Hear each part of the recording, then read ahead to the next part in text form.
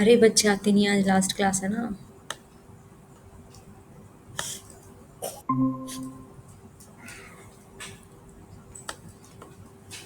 शिमला को भी भेज दे। मैं नहीं भाई, अभी मेरा प्रयास करने वाला दिन अभी मेरे दिमाग में नहीं चलेगा। फिर अब मुझे बस ज्वाइन करके रखना है और कुछ नहीं करना है। हाँ, 5-20 मिनट के बाद हटा सकती है, as you wish. I am going, okay. भाई वेयर? आप तो मुझको मारने में लगे रहते हो शिमला। मैं आपको ऐसे सच्चा मानती हूँ और आप मुझे ऐसे बुलाते रहते हो। There's a ठीक है, बैठ difference. जाओ यहाँ पे। अरे क्लास लेने जा रही हो, आप इतनी जल्दी सीरियस हो जाते हो। इसलिए आपको मैं छेड़ता है। अभी समझा मैं।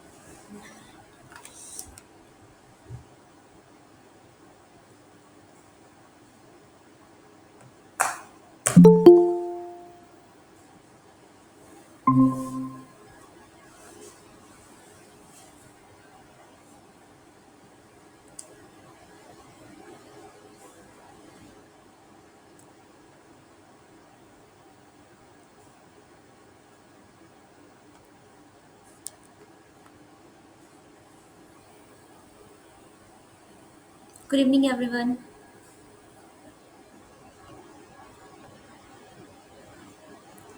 So I'm Himanshu, PSC scholar from IIT Bombay. So this is your last tutorial for the course, This Basics of Biology, week 12 course.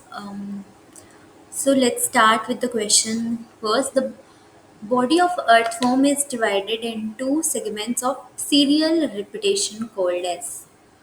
Option A is metamerism, option B is isomerism, option C is isomer, and option D is pseudometamerism.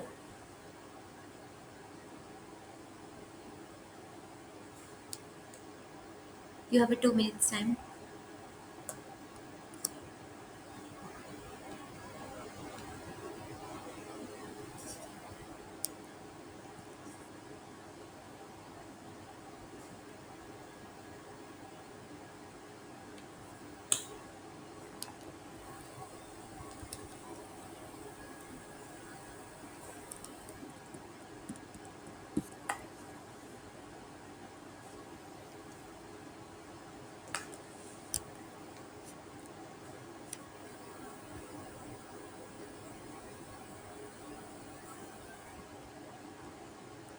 Anyone?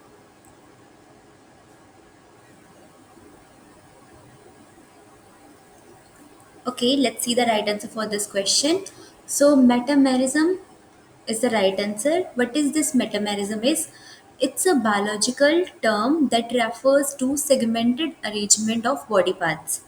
And basically here we can see that this is the earthworm, and we can see that there is a like segments are there all over the body. One, two, three, four.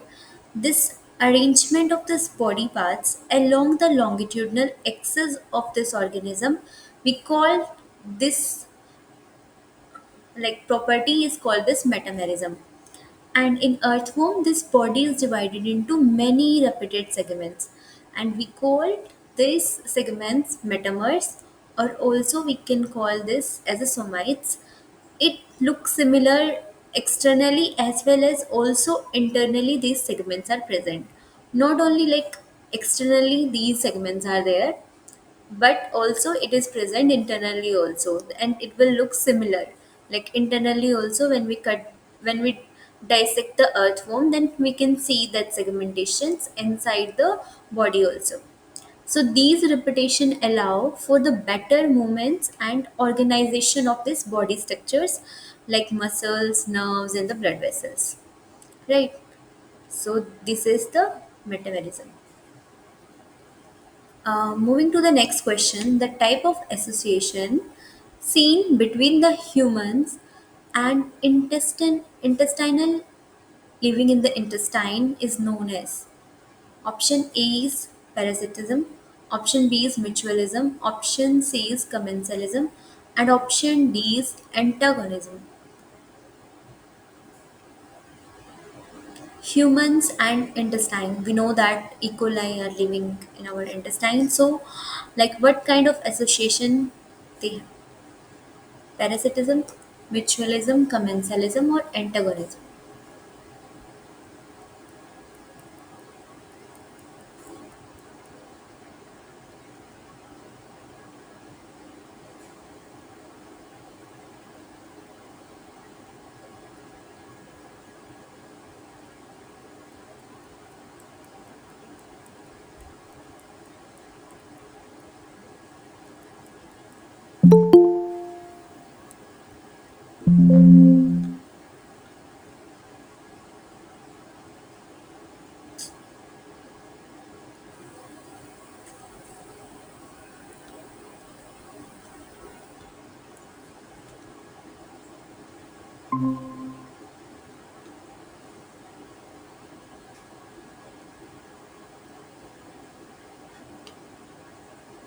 So, let's see the right answer for this question.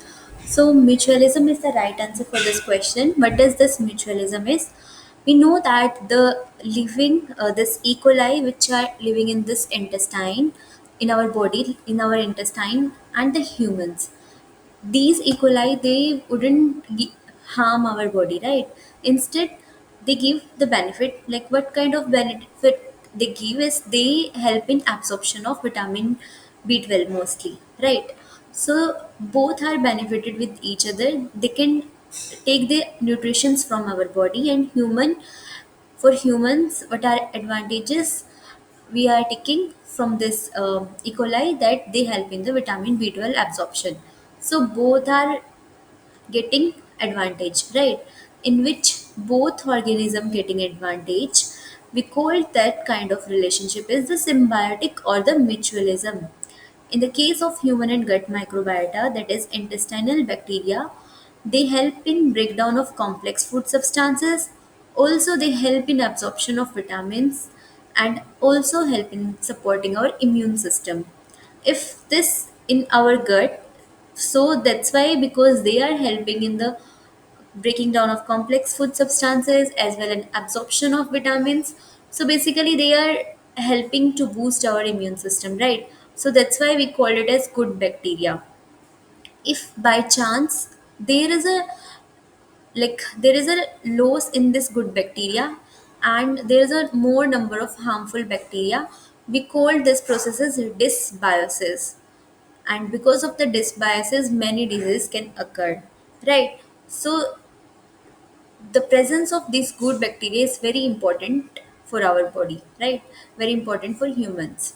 In return, how this bacteria get benefited, they can, because they are getting this stable environment, they can live there, and also they are getting nutrients from our the body, like whatever we are eating and it's going in the intestine, right? Mostly absorption of any food or this vitamins and all happen in the intestine only. And so this bacteria also, whatever food we are taking, they also take those nutrients from our food whatever we are eating. So it's a kind of mutual benefit. That's why we termed it as mutualism. Other is parasitism, in which one is benefited and another harm.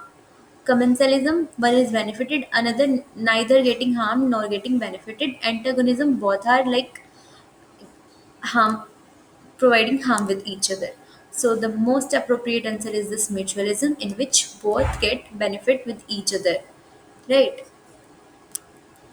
So moving to so this is the other examples, that this is the bee wasp and the flowers, and also the oxpeckers which lives on the mammals. Mutualism, in which here we can see that both the species they get benefit with each other, and see here is a smiley, that is happy smile, because both are getting benefit, right? So moving to the next question, the study of social behavior in animals is termed as. We want to study the social behavior in animals. Option A is ethology, option B is anthropology, option C is sociology, and option D is evolution.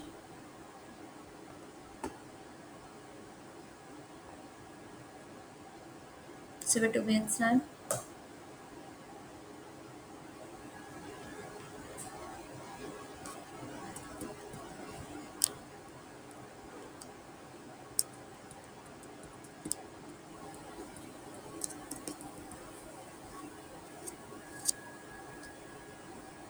Anyone?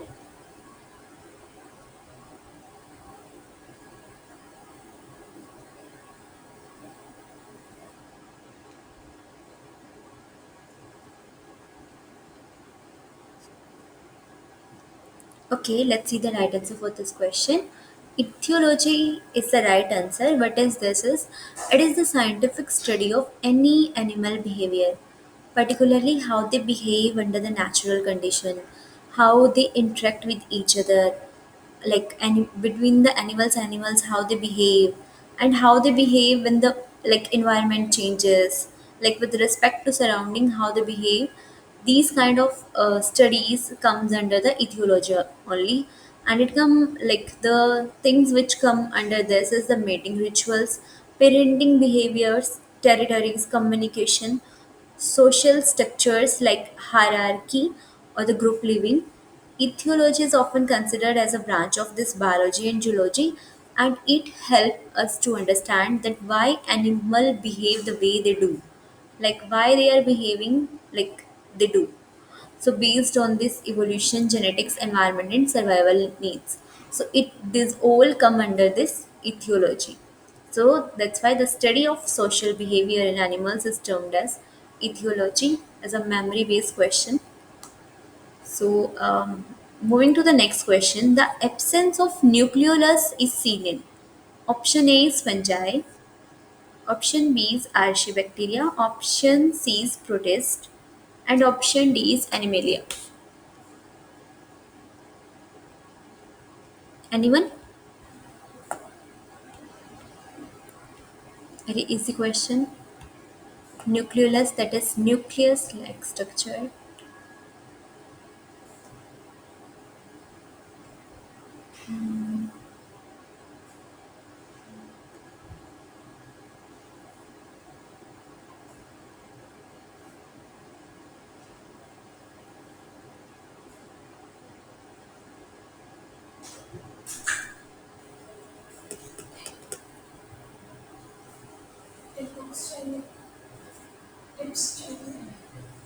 Um,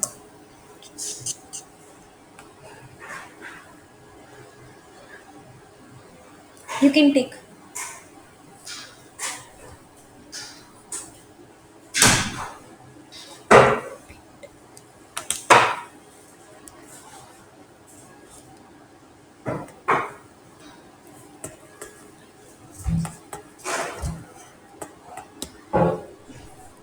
So the right answer for this question is, what is this nucleolus is?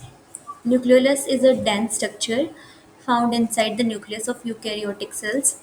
It is mainly involved in synthesis of ribosomal RNA and the formation of ribosomes. So it's a very dense structure which is normally present inside the nucleus of this eukaryotic cells, and normally it involves in the synthesis of ribosomal RNA and also in the help of like formation of ribosomes. As all the option fungi, protist, and animalia, they all under they all come under this eukaryotic organism. Eukaryotic, as the name also suggests, eu that means true, karyotic means nucleus. So they have this true nucleus. Eukaryotic, that is true nucleus, in which this nucleolus is also present. So they do have this nucleolus, all the eukaryotic organism. But this archie, as they come under the prokaryotic, that is, they don't have any nucleus or a nucleolus structures. These archaebacteria, like they don't have this nucleolus like structure, right? So, moving to the next question, who introduced the term in the theoretical biology of animals, forms, and social behavior? Option A is Nicholas Steinberg, option B is Conrad Lorenz, option C is Charles Darwin, and option D is Carl Linnaeus. Theoretical biology of animal forms in social behavior.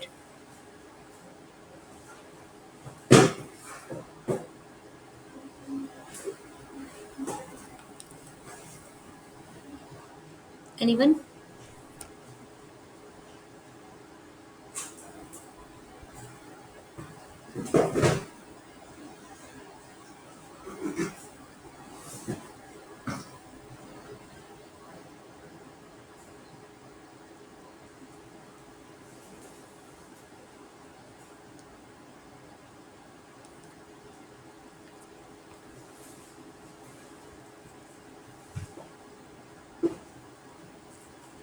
Okay, let's see the right answer for this question. This Charles Darwin, it's the right answer for this question. He was the first to lay the theoretical foundation of understanding animal social behavior. And maybe like later you will learn that Charles Darwin, he worked on the Darwin finches. He observed that their beaks are different, and then he tried to find it out, like who are the ancestor for these finches, different finches, how they evolve, and the natural selection process. All those things, he is the first scientist that who studied, like like who give this theoretical foundation. Like before that also Malthus is there and one other scientist is there, they observed, but the theoretical foundation for this animal behavior in this context of evolution and natural selection was given by this scientist Charles Darwin. Even in his book Descent of Man and the Selection in Relation to Sex, how they cooperate, how competition is there, and parental care, all those things he like wrote in this book. So this is also a memory based question, that is who introduced the term, is this Charles Darwin, right?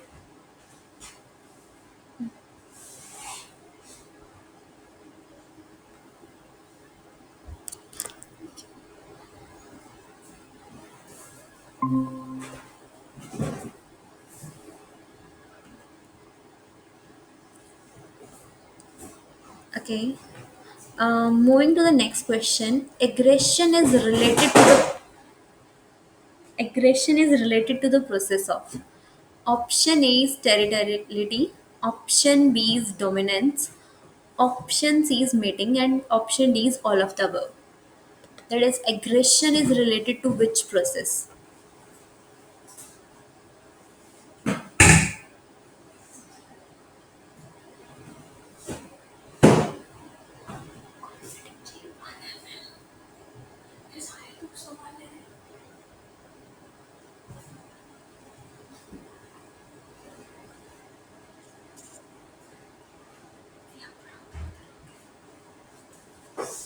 You have a 2 minutes time. Anyone?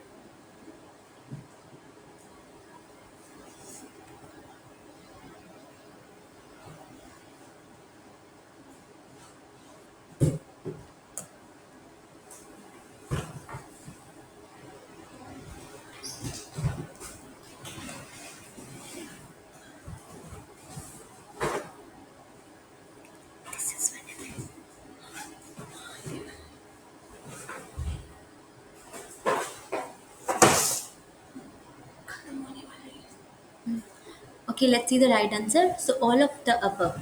This territoriality, dominance, mating, all the processes related to the aggression. So, what is this aggression like in animals, including humans? It's a behavior that means to assert control or to defend our resources or to compete. It play a very like key role in biological and social processes. So, coming to the first option, that is territoriality, how it will leads to the aggression. So, animal often display aggression to defend their territory from intruders. Like if they want to defend their territory, like they have a different territory, right? in the society. So everyone, like if there is a fight, then they'll defend their territory, and this will leads to the aggression, right? So how this helps? So this help them secure the resources like food, nesting space, or the mating opportunity. For example, a dog barking at a stranger's entering its yard.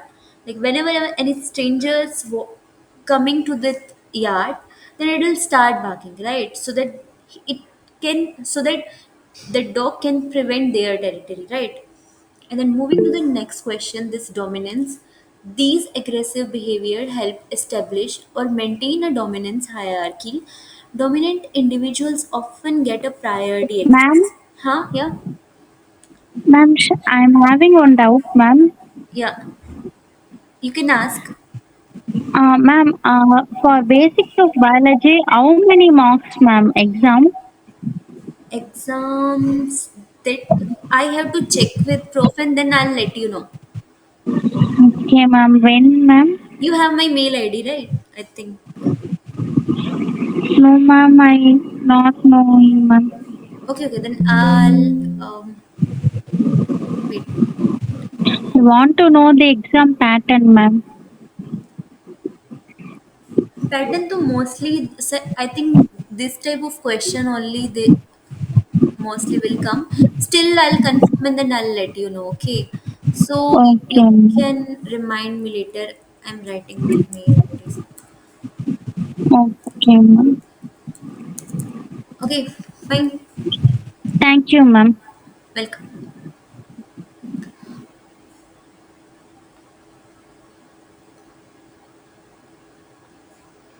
So next is this dominance. So the aggressive behavior, they maintain the dominance hierarchy, right? Dominant individual often they get this priority access to resources, even to mates and the shelter. Like whoever the dominant people in the society, they'll get the first priority to resources. Like the male lion fighting to become the alpha of a pride.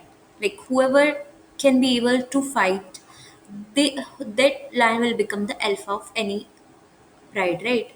And then coming to the next, that is mating, how it will leads to the aggression, because like we can see that some like few like organisms are also the polygamous types, right? And when the males mostly they have this mating competition to win the chance to mate with the female. It can be direct fighting also, and also sometimes it's an indirect fighting also. Like in case of peacock, they often show their this feathers and all, showing off strength or also the fitness. Example, like another example is deer locking their antlers in combat during the like mating season. So that's why all these three options they are responsible for the aggression in animals, right? So the right answer is all of the above. So moving to the next question, the macromolecule synthesizing the protein synthesizes. So here is a mistake. This protein synthesizing molecule in prokaryotes is option A is nucleosome, option B is ribosome, option C is chromatin, and option D is histone. Anyone? The protein synthesizing molecule in prokaryotes is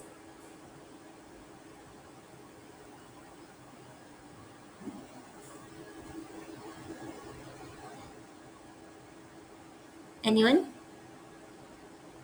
Any guesses?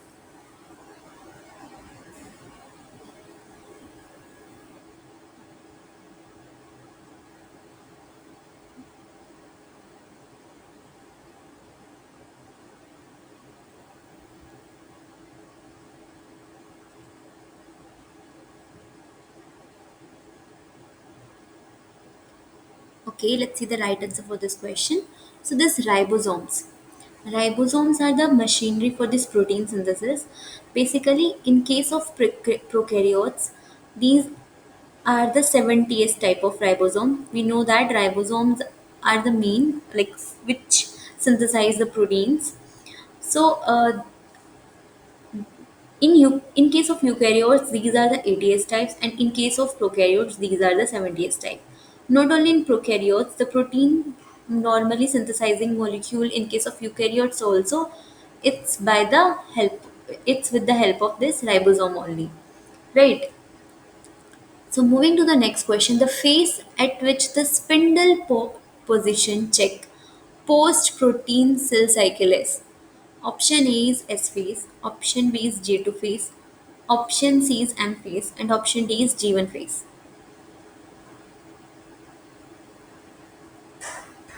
Anyone? Spindle pole position check. There is a right.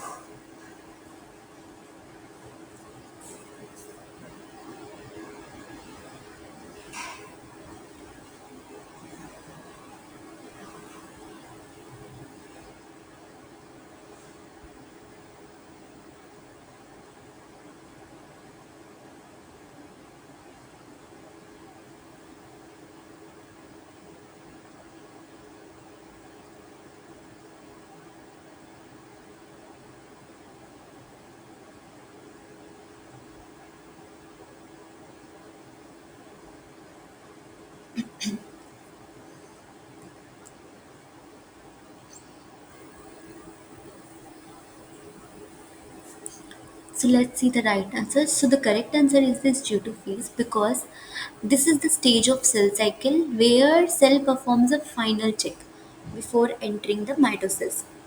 So this DNA integrity makes sure that DNA was correctly replicated in the S phase. And the spindle fold positioning and the centrosome duplication also essential for the accurate chromosome segregation. So the phase ensure that the cell is fully prepared to divide, or is there any error or damage can be repaired before proceeding to the M phase. And before M phase, there is this G2 phase. This G1 phase and the replication take place is this S phase, and then there comes a G2 phase where it ensure whether the spindle fold proper position is there or not, and then only if there is, then only it will enter into the next phase and the actual dividing phase, that is mitosis, right? Because there are this four different phases are there in the cell cycle: G1, S, G2, and M phases. So in this G2, this is the checkpoint for the spindle pole position, right? Moving to the next question, the most potent recombination mechanism in bacteria was done by Lederberg and Tatum. Option B is Louis Pasteur. Option C is Watson and Crick. Option D is Francis Crick.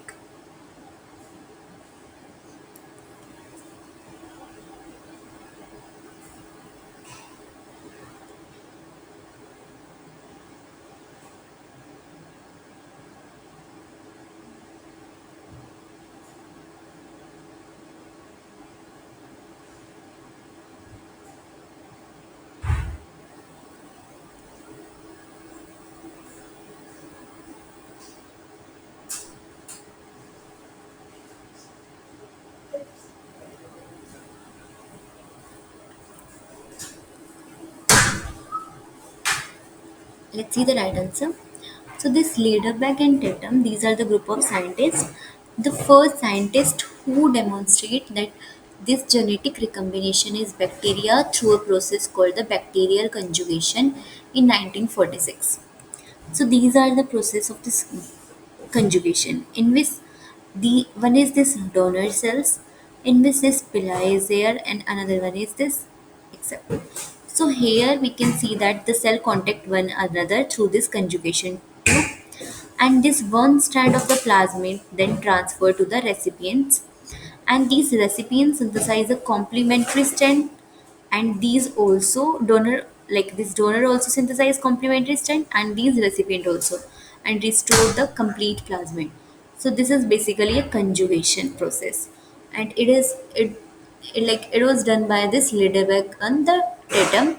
And how they do is they use this two mutant strand of E. coli, each lacking different nutrients. There is a one mutant strand in which like some nutrients are deficient, and another one in which these nutrients are present in one, the nutrients which are present in one, they lack in the second one, and the one which are lack in second one, they are present in first one. So when these two strains were mixed, some bacteria able to grow on the minimal media in which all the nutrients are there, right? The nutrients in which are present in this one and in this one, that all, then only the bacteria can grow. So he found that some bacteria, they are able to grow in this minimal media. That means they exchange the genetic material and they have all the nutrients, right? So they form a new combination, and that could synthesize all the needed nutrients, right? And then they name this process as a conjugation. And this time they show that the bacteria are not just simple asexual organism, but they can exchange the DNA and create the genetic variation. And it was a very huge discovery in molecular genetics. So this is discovered by this Liddeberg and the Tatum. Tatum. Okay. So moving to the next question, the most abundant natural lipid stored in the adipocytes is adipocytes, that is fat storing cells. So what are the most abundant natural lipid stored? Option A is phospholipids. Option B is sphingomyelin. Option C is triacylglycerol, and option D is gangliosides. The most abundant natural lipid.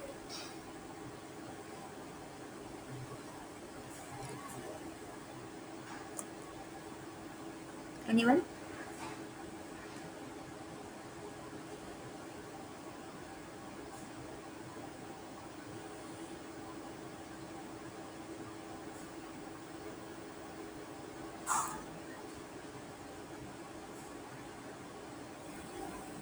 Okay, let's see the right answer. So this triacylglycerol, also we called it as triglyceride. Why the triglyceride? Because they have this one glycerol molecules and this three chain of fatty acids, that is tri, and also this glycerol group, that is triglyceride. So it is the main form of stored fat in the body. So normally fat stored in the form of this triglyceride only in this adipocytes, which is a fat storing cells. So the most abundant natural lipid, so it's a type of lipids, right, is the triglyceride. It normally the fat stored in this triglyceride form, and it is highly concentrated in this adipocytes. So in the adipocytes, the most abundant lipid is this triglyceride. It serves as a very dense energy source. That is, it provides a more energy than the carbohydrates and protein. So basically, this is the most efficient one than the carbohydrates and also than the proteins. These normally stored in the large lipid droplet inside the adipocytes, and normally when there is a energy demand, fro- like if our body will feel the energy demands, in that time these triglycerols broken down, like during the fasting or during the exercise, only then only it will break down, like the last stages. So and then it will provide the energy to the body, right? Any doubt? Okay, moving to the next question. The modified part that causes the disulfide bridges in a protein into thiol group is, like, what are the modifying part that causes this disulfide bridges in a protein into the thiol group, that is acid? Option A is dithiotol, that is DTT. Option B is sodium borohydride. Option C is beta mercaptothenol. Option D is amine developer. Anyone?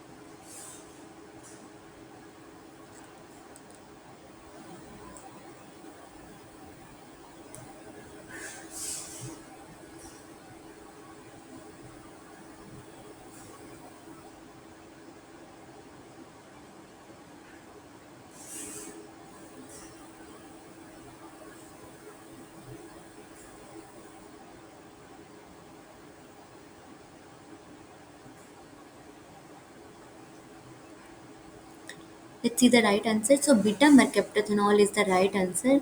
Beta mercaptothenol, also written as beta ME, which is a reducing agent, and it is commonly used in the molecular biology and the biochemistry. These disulfide bridges, that is SS bonds, are the covalent bond. These disulfide bridges, that is SS, and free thiol group is when this breakdown and the H hydrogen comes and it will bind to the S, that is SHSH. So that is a free thiol group. So these covalent bonds stabilize a protein three-dimensional structure. So what this beta mercaptothenol do? It break this disulfide bond and it will reduce this. And after the reduction means there is addition of hydrogen, and it will reduce and convert into the SH, that is free thiol group, and SH is thiol group. So basically these help to denature the proteins. If a protein is in a proper three-dimensional structures, because of this S bonds, that is disulfide bond, it has this proper three-dimensional structure, right? And now this bond will break from here, and then it will convert into like some denatured protein. Especially when preparing the sample for STS phase, it is most commonly used. What is this STS phase? Like if you want to see the proteins, we have to run a gel, and after the gel, we can like stain with a cohesive glue and we can see the beautiful protein bands, right? During that preparation we can't go further with the proper this three-dimensional structures, so for that we have to reduce the protein structure, and this reduction is basically by this beta mercaptothenol, so that it will convert into the free thiol group and we can properly separate those proteins, right? So moving to the next question, the first symbiotic animal with testable side chain is option A is Hydra, option B is Trypanosoma, option C is Amoeba, and option D is Euglena.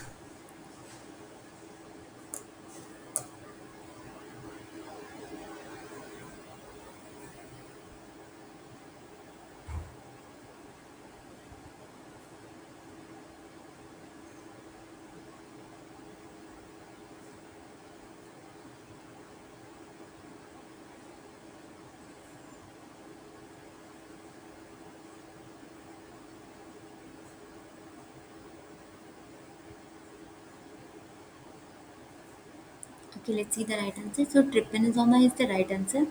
So it's a protozoan parasite, not an animal in the traditional sense, but it often comes to the early microbiology, and it is known for its symbiotic relationship with the host animals, especially human and insect.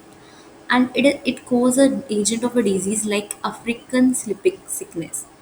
So the African sleeping sickness, also called as this Chagas disease, and it is caused by this trypanosoma, which is a protozoan parasites.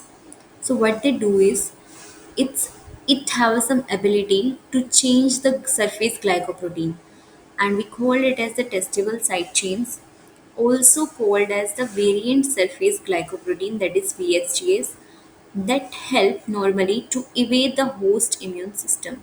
So it have this testable side chains, so it have the ability to change its surface glycoproteins, and these mechanisms allow it to survive and persist in the host, so that because of the presence of this side chain it can able to survive in the host body, and it making it like one of the most earliest studied example of immune evasion by the biochemical side chain variation.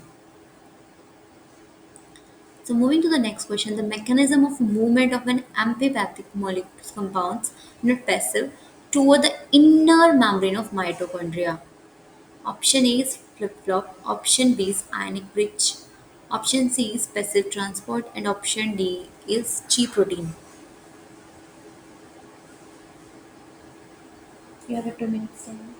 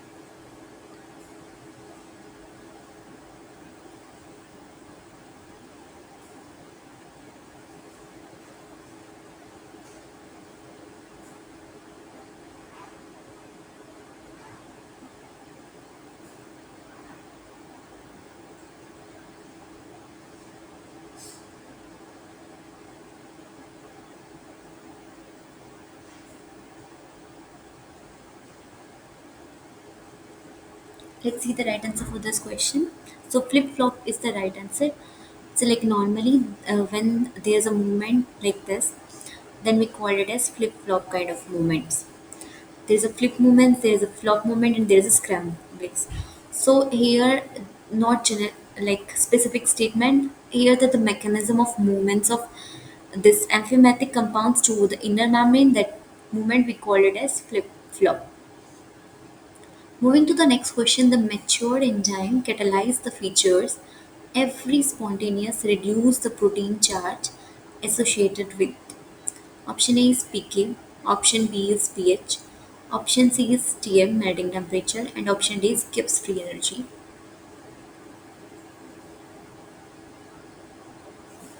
Related to the protein charge.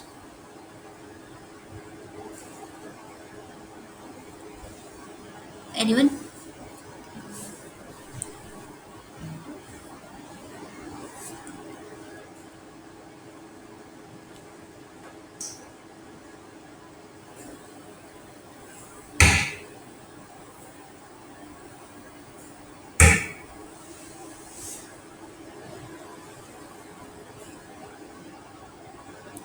Okay, let's see the right answer. So pK is the right answer for this question. So what are the enzymes first? These enzymes are the biological catalyst that work by interacting with the charged group on the substrate. So these will come and they'll bind with the active sites and they'll start the reactions. So during this reactions, the charge of the amino acid chains like acidic or basic residue can change, and that if these amino acids like acid or basic residues change, then it will directly link to their pK values. Now, what is this pK values? These pKa refers to the acid dissociation constant, and it tells like which tell us the pH that which particular group is 50% ionized. This enzyme catalysis often involves the proton transfer, where the gaining or this losing of this hydrogen ions can alter the charge of this residue. And this protonation, that is protonation, addition of hydrogen, deprotonation, that is removal of hydrogen, even depend on this pK value, not directly on pH, because it's the pK that define that how this molecule will behave. Like if there is a certain pH, then how it will behave, whether if it will goes to the acidic or it will go to the basic, how it will behave, like whether it will go under the protonation process or the deprotonation process. So when it says reduce the protein charge, it means that proton transfer is happening, and it is normally closely associated with this acid dissociation constant. So the right answer is this acid dissociation constant, that is pK. So moving to the next question, the primed glycoproteins in eukaryote is limited by. Option A is methylation, option B is silation, option C is glucosylation, and option D is oligosaccharide transferase. Like what are the primed glycoproteins main in eukaryotes is limited by? Who control? This is a memory based question. So this oligosaccharide transferase. So in case of eukaryotic cells, that is which have a true nucleus, these glycoproteins are the proteins that have a sugar group attached to them. And when this sugar group attached, then we call the process as glycosylation. And normally where this glycosylation happen and linked or unlinked in the endoplasmic reticulum and in the Golgi apparatus. In these two organelles, this glycosylation happens. Now a prime glycoprotein, what is this? It's referred to a proteins that is ready or like now it's being prepared to receive a sugar chain. We call it as this primed glycoprotein. And one of the key steps in this process is that there is a pre-made oligosaccharide. It will transfer to the lipid from a lipid carrier, that is dolichol phosphates, to a specific proteins.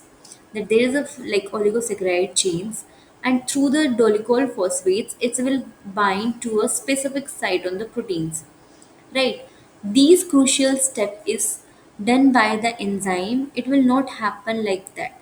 There is an enzyme involved during this reaction, and the name of that enzyme is oligosaccharide transferase. So these OST enzyme, they add the sugar chain to the asparagine residue, and this is a part of N-linked glycosylation. Without OST, this glycosylation process can't move forward. So that's why this check is by which enzyme this oligosaccharide transferates. That's why we say that the glycoprotein process is limited by this OST, that is oligosaccharide transferase, because without this enzyme the glycosylation process can't move forward. If there is a less enzyme, then it will not happen, right? So it is limited by this oligosaccharide transferase. So moving to the next question, the frequently encountered protein domain that catalyze specific cleavage of many key cellular proteins is: option A is trypsin, option B is elastase, and option C is carboxypeptidase, and option D is nuclease.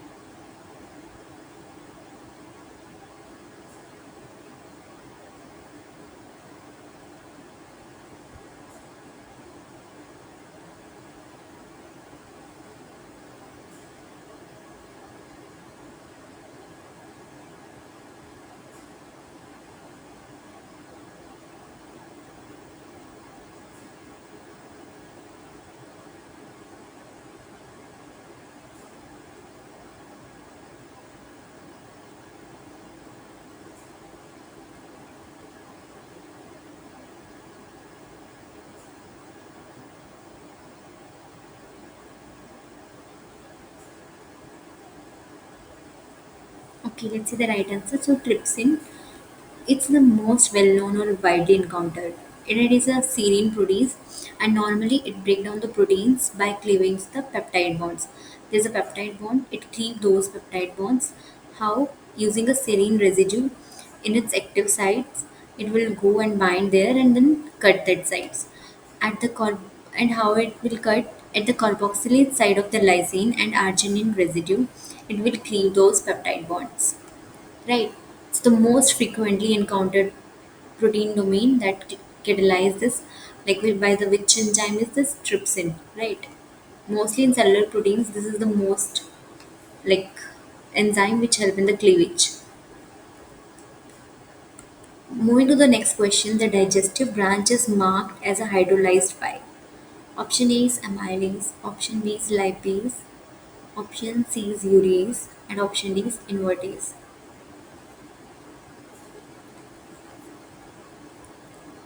It's a memory based question, so let's see the right answer.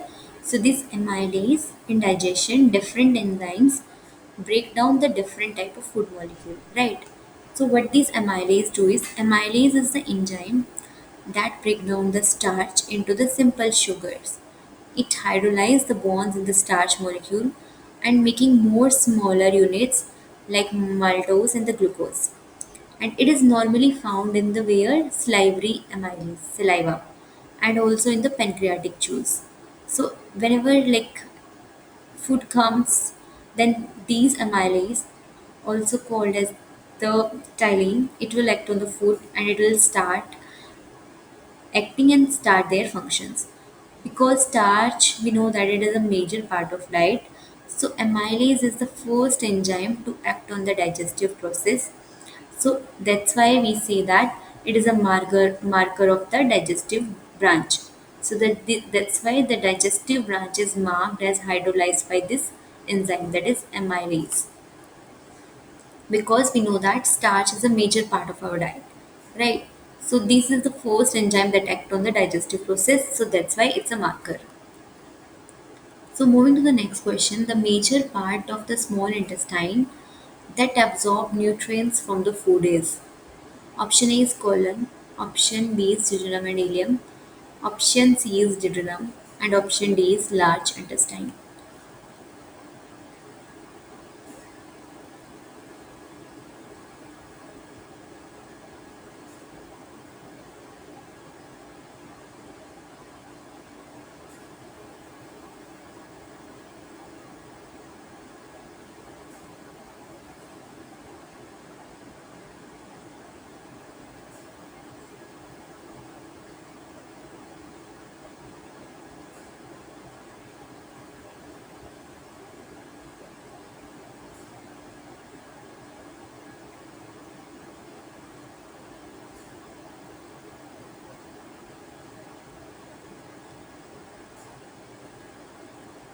Let's see the right answer for this question. So jejunum and ileum, which is a part of small intestine. So the small intestine is normally the main site of the like absorption of food. But right here also absorption, but duodenum, which is a very first part of the small intestine, as when the from the stomach, which have this cardiac fundus and pyloric part, when the food moves from the pyloric to the duodenum, like which is the first part of the small intestine, it normally help in the digestion only, because it's here the pancreas and the liver, they the common bile duct will come and they'll act. So normally it also help in the digestion. So not that much absorption will happen in this duodenum part. Colon, it's a part of the large intestine where the like absorption of water only happens, not food. And large intestine, only the absorption of water, not the food. Right. So the right answer is jejunum and ileum, where the nutrient absorption take place. Vitamin, minerals, carbohydrate, fat, all are absorbed. And the third part where the this nutrients absorption and especially this vitamin B12 and the bile salts all happen in this jejunum and ileum. So that's why the right answer is jejunum and ileum, which is a part of the small intestine. Right. Moving, so here also we can see that this is the stomach, which have this cardiac fundus and the pyloric, and here the pancreas is there, and the gallbladder is there, and the common bile duct open in the duodenum part, and here this is the duodenum. So here the some digestion is there, because after the stomach, the food will enter into this duodenum part, where this some secretion from the pancreatic as well as the liver will come, some enzymes, and they'll act on the food and help in the digestion. Then it comes to this jejunum part and this ileum part.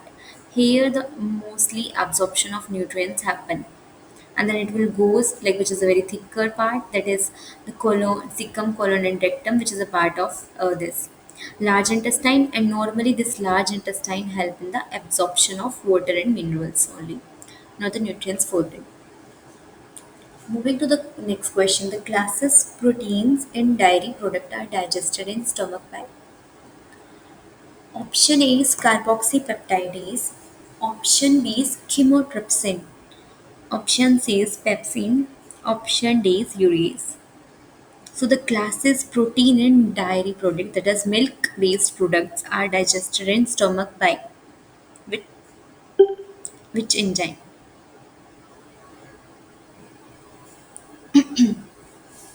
It's a very easy question. Anyone wants to answer for this question?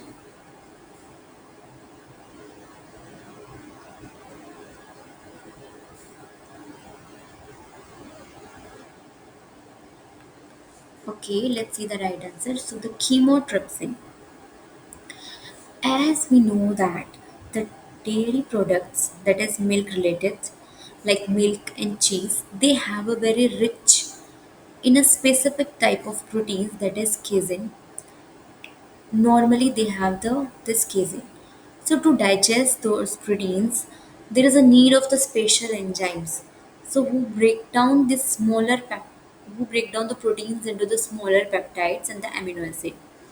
So this chemotrypsin, it's a protease enzyme, and it normally targets the aromatic amino acids, which have a ring-like structure, which is present in this casein also. Because this casein is very hard to digest. That's why some people are the milk intolerant, right? Lactose intolerance. Because these casein, they have the aromatic amino acids, which have a very large amino acids, ring shaped, which are very stable. And what are the aromatic amino acids in our bodies? Phenylalanine, tryptophan, and tyrosine.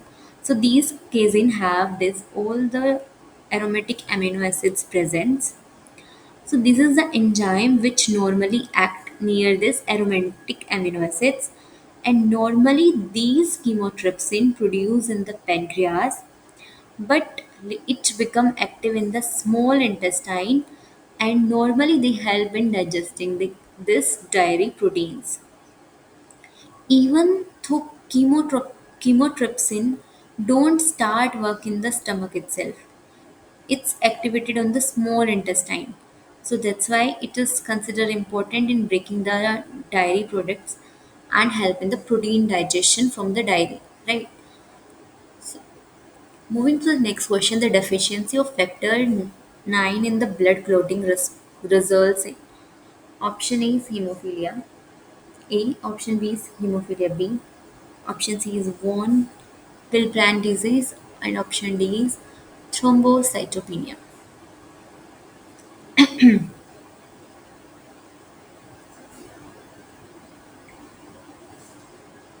This is a very simple question, memory based.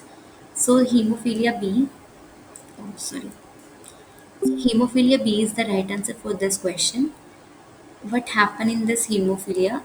There is a factor 9, which is a very important protein for the clotting, and it helps our blood to clot properly. If we don't have this factor now, then the blood will not clot and it have this uncontrolled bleeding. That's why we called hemophilia also called as hemophilia B, we call it as Christmas disease also. Um, a deficiency of this factor 9, basically it is a blood clotting disease. Uh, because of this, blood will not clot and the blood will flow like that.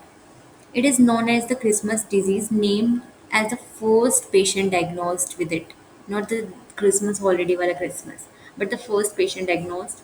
That's why we called it as the Christmas disease.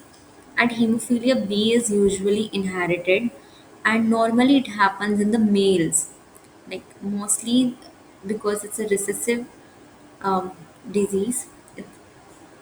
Hemophilia B is an X-linked disease. So X-linked, that is, if there is a X-linked recessive. So if there is a, we know that in case of males only one X is there and one Y is there. Even one X is there is a defect, and so it will leads to the disease only. But in case of females, if one X defected, one X is normal, then it is a carrier. So not that much worst symptoms will be there. So that's why it more commonly it happen in the males.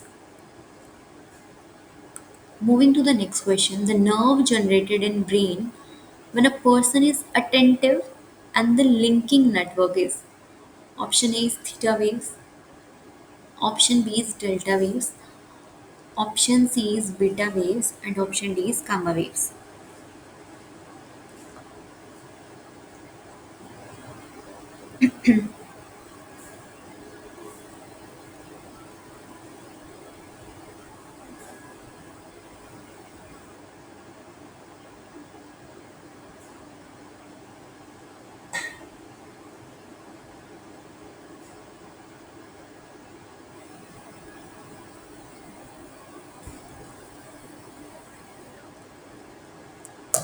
Let's see the right answer. So this beta wave is the right answer.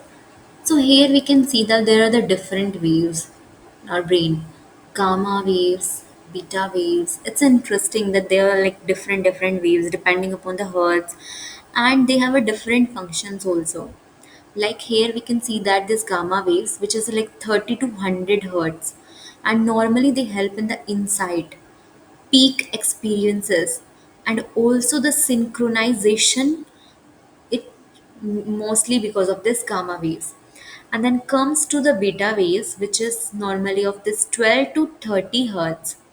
Normally, the alertness nature and the concentration and the thinking, all because of the nerve generated in the person, have these kind of waves, that is beta waves. And then comes to the alpha waves. Normally, these waves produced during the meditation help in the meditation, creativity, and the relaxation. And the theta waves generated like when a person the person help in visualization, dreaming, and the trance. And the delta waves is deep sleep, which have a like very low hertz. Here we can see that zero point 0.5 to 4 hertz, deep sleep, trance, and the restoration. So it's very interesting that the brain have this different kind of waves, and the nerve like which help in the different types of activities, right? Like when a person is attentive, then the nerve generated in brain is of have this beta waves, and the person is going through the meditation and that they have wave of this alpha waves, right? Through these waves only, like if any person have some kind of stress and these things, then the normally we can check these waves and we can find it out whether like they have some kind of this think pressure is there or not, that the person is having feeling some kind of stress or this or not. So through the observe, like we can observe the waves and we can detect these waves and we can see, right? So human brain produces, we know that this electrical pattern, and we called it as the brain waves, and which normally measure in the hertz. Here we can see that in the frequency, like, because frequency unit is this hertz, and which is very based on the mental state, how the people have like what kind of mental state is there, and different mental state, they have a different kind of brain waves. So these waves help the understand whether the brain is doing, whether it's a relaxed, whether the person is alert, or whether it's sleepy or focused. Like through the waves, we can find it out. And the different type means the beta waves have this active brain waves present when the person is alert, focused, concentrating, solving proper, and the paying attention. So when you are very attentive and thinking very deeply, then the your brain is generating this kind of waves, that is beta waves. And then come under the theta waves, which is like 4 to 8 hertz, and it happened during the light sleep, daydreaming, or the deep relaxation. And then comes under the delta waves, which is normally seen in the deep sleep, especially in the dreamless stages. And the gamma waves, that is basically 30 to 100 hertz, and it linked to the high level cognitive functioning like memory and consciousness, but not directly linked to the simple attention. Moving to the next question, the resting potential in a neuron is retained by taking in option A is potassium ion, option B is calcium ions, option C is sodium, and D is chloride.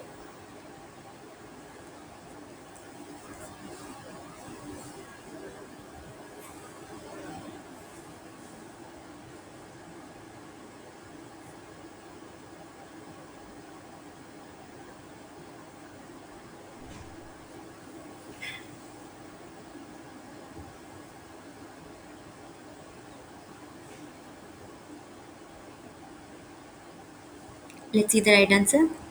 So the potassium ion, the resting potential of neuron is the electrical charge difference across the membrane when it is not actively sending a signal. Typically, we know that the inside of neuron is more negative, right, compared to the outside. And we know that the resting potential, as in the earlier class also, I told that the resting potential is somewhat like near to minus 70 millivolt.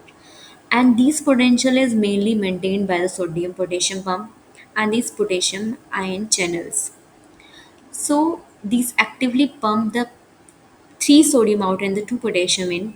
And here comes to the potassium leakage channels that allow the potassium to move back out of the cells.